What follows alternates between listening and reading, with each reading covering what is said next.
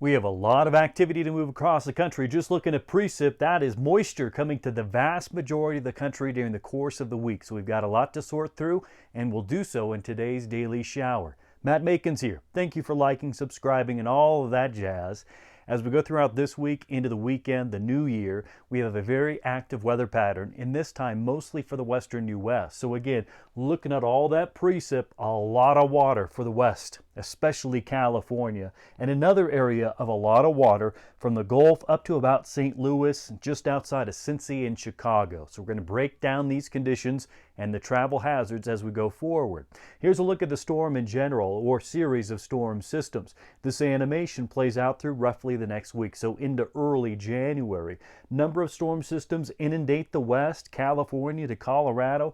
As the storms pass over the plains, they turn into more substantial storm systems for Canada as well as the southeast. So substantial to the west, the storms move over Colorado and the plains kind of break down a little bit and then grow and become substantial impactors for the eastern U.S. So a series of storms can be planned on for the next week to 10 days. Temperature-wise, bullseye of warmth begins to cover the country. So yes, we started off Christmas very, very cold. We began to warm up for the American West, and the warmer temperatures will spread out across the central and east as we get into early January. Early January will be cooler than average for the west. That's with the active storm pattern.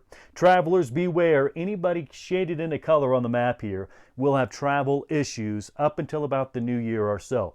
Anybody traveling throughout the mountains, doesn't have to be in Colorado, Wyoming, any mountain ranges, will have travel impacts to the west, and watch out from icing from Denver on up toward Minneapolis, so drivers beware. As far as blowing snow conditions, areas of blowing snow shown here, mostly the west from Denver on up toward Minneapolis, around the UP, so around the Sioux there. From Buffalo, Syracuse, on up into northern Maine, areas of blowing snow continue. So you may be in relative calm without a storm system, but still strong winds will produce areas of ground blizzard or blowing snow.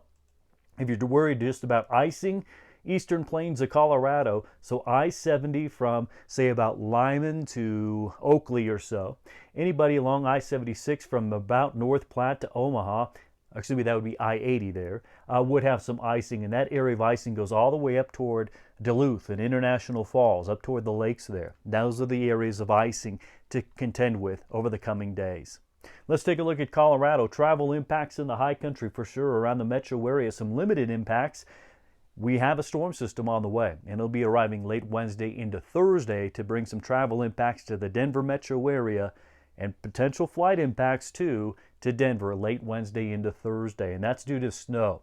Here is the snow situation for the country as a whole. Let's zoom the map in. We'll look out toward the west, but bullseyes catch my attention. The Sierras and the Cascades, and at times parts of the Rockies. As you look at closer here, from the Cascades and Washington down to the south, now we're just between Eugene and Bend, we have another bullseye in there. And some of those snowfall totals climb the tally up here into the 24-inch range. But the Cascades there, northeast of Seattle, we're going to be looking at around 30 inches of snowfall, and another bullseye of 30-inch snowfall totals coming out of the Sierras. That's just over the next 3 days.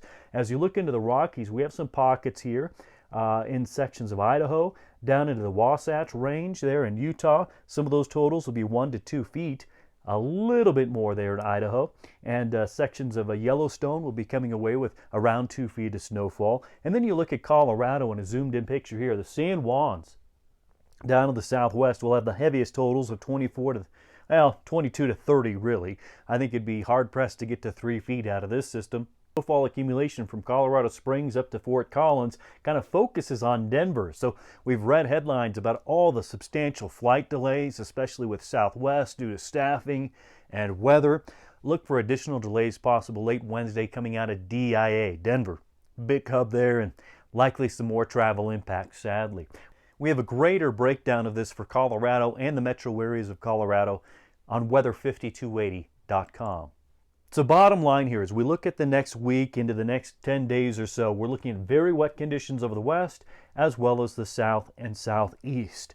Very wet pattern for the country as a whole. Temperatures, as we talked about, staying cooler than average to the west due to the active storm flow, but much, much warmer. as you look off to the east. What are the big impacts coming our way next week? We're into the new year already, 2023. First week of 2023 stays very wet, especially the 3rd to the 4th here for the south and the southeast, and that includes Nashville and Atlanta. And out for the west, we have wind. We have heavy rainfall for coastal areas from Seattle all the way down toward Phoenix. There may be some additional icing as well, icing events.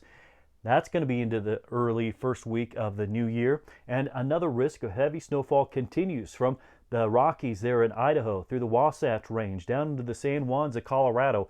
Potential continues for very heavy snowfall. A very favorable pattern for precip across the western U.S., but it does come through with wind and the travel impacts. And of course, the east staying so warm, we're talking about mostly rain chances there off to the east.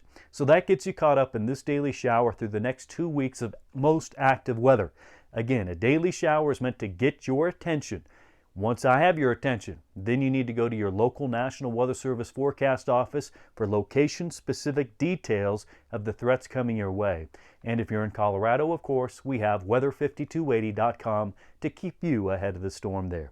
I'm Matt Makins. We'll see you on the next Daily Shower.